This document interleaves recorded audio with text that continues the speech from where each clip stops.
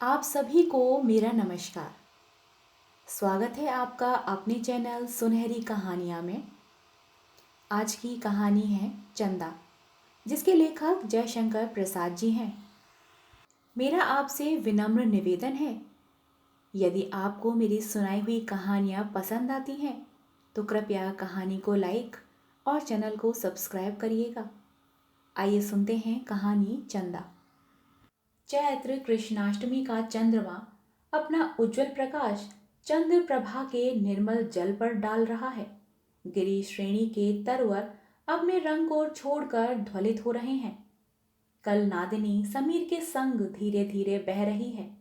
एक शिलातल पर बैठी हुई कोल कुमारी सुरीले स्वर से दरा दिल काहे सुनाऊं प्यारे गा रही है।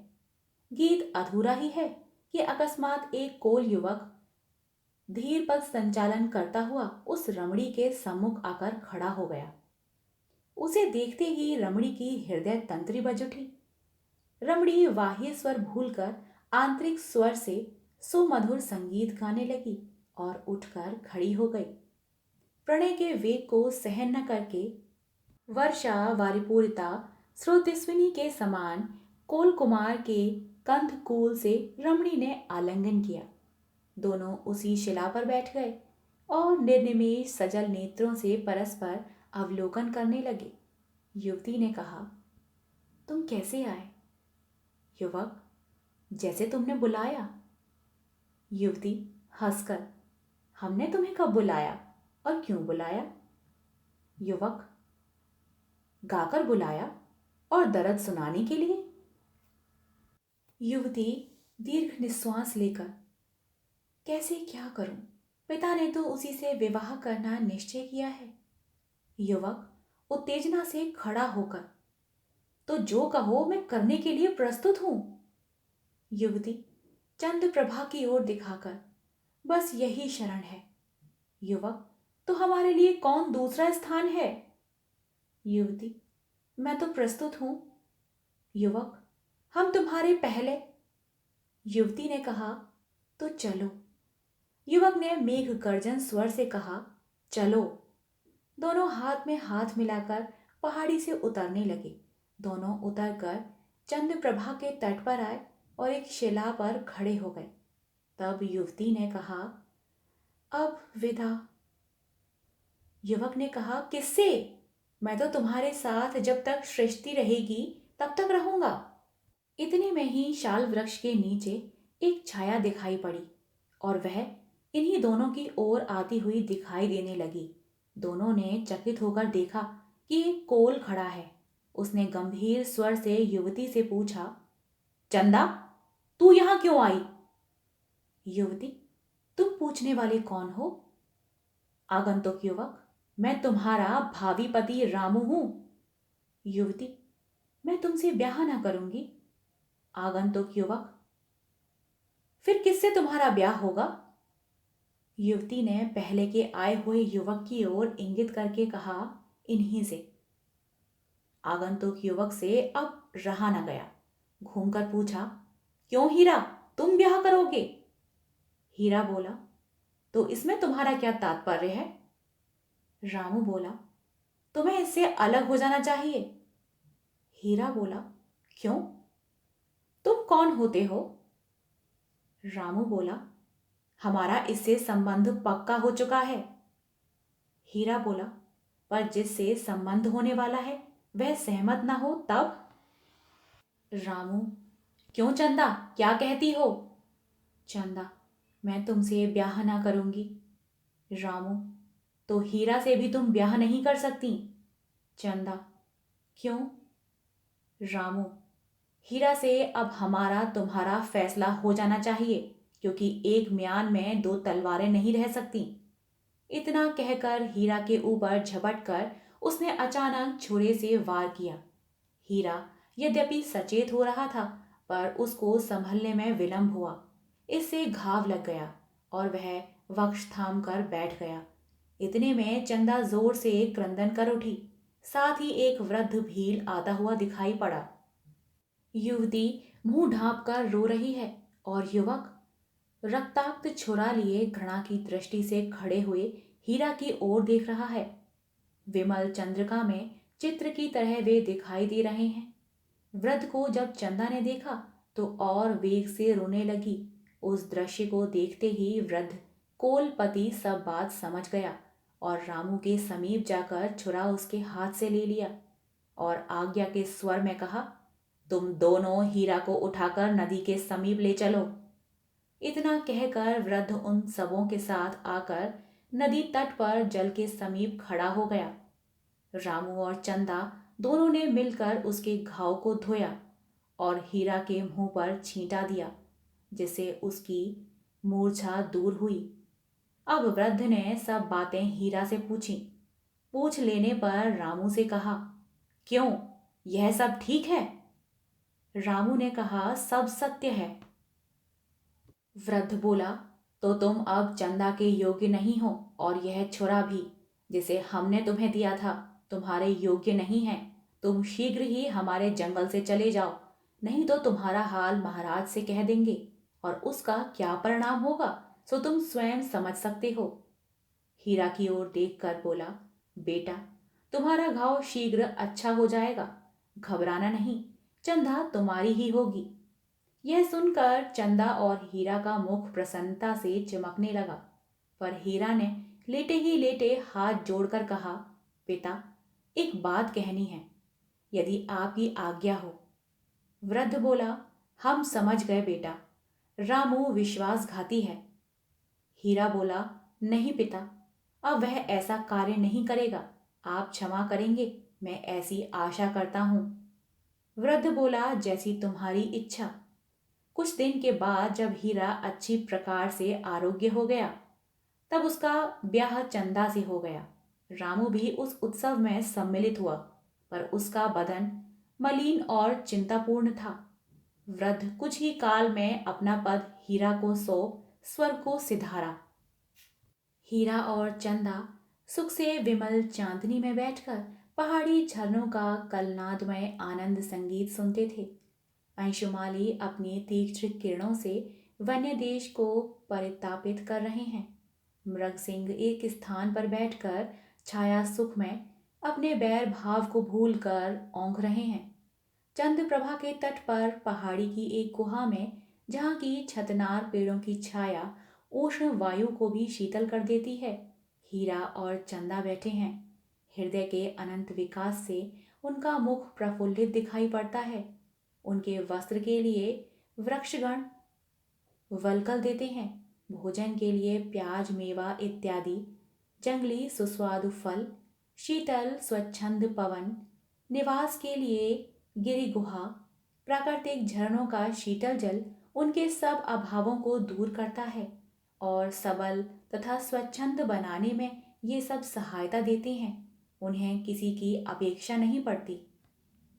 अस्तु, उन्हीं सब सुखों से आनंदित व्यक्तिद्वय चंद्रप्रभा के जल का कलनाद सुनकर अपनी हृदय वीणा को बजाते हैं।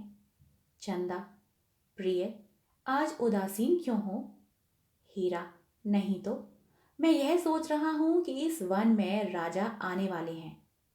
हम लोग यद्यपि अधीन नहीं हैं, तो भी उन्हें शिकार खिलाया जाता है और इसमें हम लोगों की कुछ हानि भी नहीं है। उसके प्रतिकार में हम लोगों को कुछ मिलता है, पर आजकल इस वन में जानवर दिखाई नहीं पड़ते। इसीलिए सोचता हूं कि कोई शेर या छोटा चीता भी मिल जाता तो कार्य हो जाता। चंदा, खोज किया था क्या? हीरा, हाँ, आदमी तो गया है।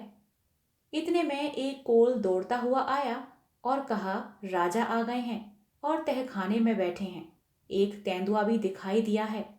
हीरा का मुख प्रसन्नता से चमकने लगा और वह अपना कुल्हाड़ा संभाल कर उस आगंतुक के साथ वहां पहुंचा जहां शिकार का आयोजन हो चुका था। राजा साहब झजरी में बंदूक की नाल रखे हुए ताक रहे हैं। एक ओर से बाजा बज उठा। एक चीता भागता हुआ सामने से निकला। राजा साहब ने उस पर वार किया। गोली लगी, पर चमड़े को छेदती हुई पार हो गई। इससे वह जानवर भागकर निकल गया। अब तो राजा साहब बहुत ही दुखित हुए। हीरा को बुलाकर कहा, क्यों जी, यह जानवर नहीं मिलेगा। उस वीर कोल ने कहा, क्यों नहीं? इतना कहकर वह उसी ओर चला, झाड़ी में जहां वह चीता घाव से व्याकुल बैठा था। वहां पहुंचकर उसने देखना आरंभ किया। क्रोध से भरा हुआ चीता उस कोल युवक को देखते ही झपटा। युवक असावधानी के कारण वार न कर सका, पर दोनों हाथों से उस भयानक जंतु की गर्दन को पकड़ लिया और उसने भी इसके कंधे पर अपने दोनों पंजों को जमा दिया। दोनों में बल प्रयोग होने लगा। थोड़ी देर में दोनों जमीन पर लेट गए। यह बात राजा साहब को विदित हुई। उन्होंने उसकी मदद के लिए कोलों को जाने की आज्ञा दी। रामू उस अवसर पर था। उसने सबसे पहले जाने के लिए पैर बढ़ाया और चला। वहां जब पहुंचा तो उस दृश्य को देखकर घबरा गया और हीरा से कहा, हाथ ढीला कर, जब यह छोड़ने लगे तब गोली मारूं, नहीं तो संभव है कि तुम ही को लग जाए। हीरा, नहीं, तुम गोली मारो। रामू, तुम छोड़ो तो मैं वार करूं। हीरा, नहीं, यह अच्छा नहीं होगा। रामू, तुम उसे छोड़ो, मैं अभी मारता हूं। हीरा, नहीं, तुम वार करो। रामू, वार करने से संभव है कि उछले और तुम्हारे हाथ छूट जाएं तो तुमको यह तोड़ डालेगा। नहीं, तुम मार लो, मेरा हाथ ढीला हुआ जाता है। रामू, तुम हट करते हो, मानते नहीं। इतने में हीरा का हाथ कुछ बातचीत करते करते ढीला पड़ा। वह चीता उछलकर हीरा की कमर को पकड़कर तोड़ने लगा। रामू खड़ा होकर देख रहा है और पैश्चिक आकृति उस घृणित पशु के मुख पर लक्षित हो रही है और वह हंस रहा है। हीरा टूटी हुई सांस से कहने लगा, अब भी मार ले। रामू ने कहा, अब तू मर ले, तब वह भी मारा जाएगा। तूने हमारा हृदय निकाल लिया है, तूने हमारा घोर अपमान किया है, उसी का प्रतिफल है, इसे भोग। हीरा को चीता खाए डालता है, पर उसने कहा, नीच, तू जानता है कि चंदा अब तेरी होगी? कभी नहीं। तू नीच है, इस चीते से भी भयंकर जानवर है। रामू ने पैश्चिक हंसी हंसकर कहा, चंदा अब तेरी तो नहीं है, अब वह चाहे जिसकी हो। हीरा ने टूटी हुई आवाज में कहा, तुझे इस विश्वासघात का फल शीघ्र मिलेगा और चंदा फिर हमसे मिलेगी। चंदा, प्यारी चंदा। इतना उसके मुख से निकला ही था कि चीते ने उसका सर दांतों के तले दबा लिया। रामू देखकर पैश्चिक हंसी हंस रहा था। हीरा के समाप्त हो जाने पर रामू लौट आया और झूठी बातें बनाकर राजा से कहा कि उसको हमारे जाने से पहले ही चीते ने मार दिया। राजा बहुत दुखी हुए और जंगल की सरदारी रामू को मिली। बसंत की राका चारों ओर अनूठा दृश्य दिखा रही है। चंद्रमा न मालूम किस लक्ष्य की ओर दौड़ा चला जा रहा है, कुछ पूछने से भी नहीं बताता। कोटज की कली का परिमल लिए पवन भी न मालूम कहाँ दौड़ रहा है, उसका भी कुछ समझ नहीं पड़ता। उसी तरह चंद्र प्रभा के तीर पर बैठी हुई कोल कुमारी का कोमल कंठ स्वर भी किस धुन में है, नहीं ज्ञात होता। अकस्मात गोली की आवाज ने उसे चौंका दिया। गाने के समय जो उसका मुख उद्वेग और करुणा से पूर्ण दिखाई पड़ता था, वह घृणा और क्रोध से रंजित हो गया और वह उठकर पुच्छ मर्दिता सिंघनी के समान तनकर खड़ी हो गई और धीरे से कहा, यही समय है। ज्ञात होता है राजा इस समय शिकार खेलने पुनः आ गए हैं। बस। वह अपने वस्त्र को ठीक करके कोल बालक बन गई और कमरे में से एक चमचमाता हुआ छुरा निकालकर चूमा। वह चांदनी में चमकने लगा। फिर वह कहने लगी, यद्यपि तुमने हीरा का रक्तपात कर लिया है, लेकिन पिता ने रामू से तुम्हें ले लिया है। अब तुम हमारे हाथ में हो। तुम्हें आज रामू का भी खून पीना होगा। इतना कहकर वह गोली के शब्द की ओर लक्ष्य करके चली। देखा कि तहखाने में राजा साहब बैठे हैं। शेर को गोली लग चुकी है और वह भाग गया है। उसका पता नहीं लग रहा है। रामू सरदार है। एतेव उसको खोजने के लिए आज्ञा हुई। वह शीघ्र ही सन्नद्ध हुआ। राजा ने कहा, कोई साथी लेते जाओ। पहले तो उसने अस्वीकार किया, पर जब एक कोल युवक स्वयं साथ चलने को तैयार हुआ तो वह नहीं भी न कर सका और सीधे जिधर शेर गया था उसी ओर चला। कोल बालक भी उसके पीछे है। वहां घाव से व्याकुल शेर चिंघाड़ रहा है। इसने जाते ही ललकारा। उसने तत्काल ही निकलकर वार किया। रामू कम साहसी नहीं था। उसने उसके खुले मुंह में निर्भीक होकर बंदूक की नाल डाल दी, पर उसके जरा सा मुंह घुमा लेने से गोली चमड़ी छेद कर पार निकल गई और शेर ने क्रुद्ध होकर दांत से बंदूक की नाल दबा ली। अब दोनों एक दूसरे को धकेलने लगे। तब कोल बालक चुपचाप खड़ा है। रामू ने कहा, मार, अब देखता क्या है। युवक, तुम इससे बहुत अच्छी तरह लड़ रहे हो। रामू, मारता क्यों नहीं। युवक, इसी तरह शायद हीरा से भी लड़ाई हुई थी, क्या तुम नहीं लड़ सकते। रामू, कौन, चंदा, तुम हो। हाँ, शीघ्र ही मारो, नहीं तो अब यह सबल हो रहा है। चंदा ने कहा, हाँ, लो मैं मारती हूं, इसी छुरे से। हमारे सामने तुमने हीरा को मारा था, यह वही छुरा है। यह तुझे दुख से निश्चय ही छुड़ाएगा। इतना कहकर चंदा ने रामू की बगल में छुरा उतार दिया। वह छटपटाया। इतने में ही शेर को मौका मिला। वह भी रामू पर टूट पड़ा और उसका इतिकर आप भी वहीं गिर पड़ा। चंदा ने अपना छुरा निकाल लिया और उसको चांदनी में रंगा हुआ देखने लगी। फिर खिलखिलाकर हंसी और कहा, दरा दिल काहे सुनाऊं प्यारे। फिर हंसकर कहा, हीरा, तुम देखते होगे, पर अब तो यह छुरा ही दिल की दाह सुनेगा।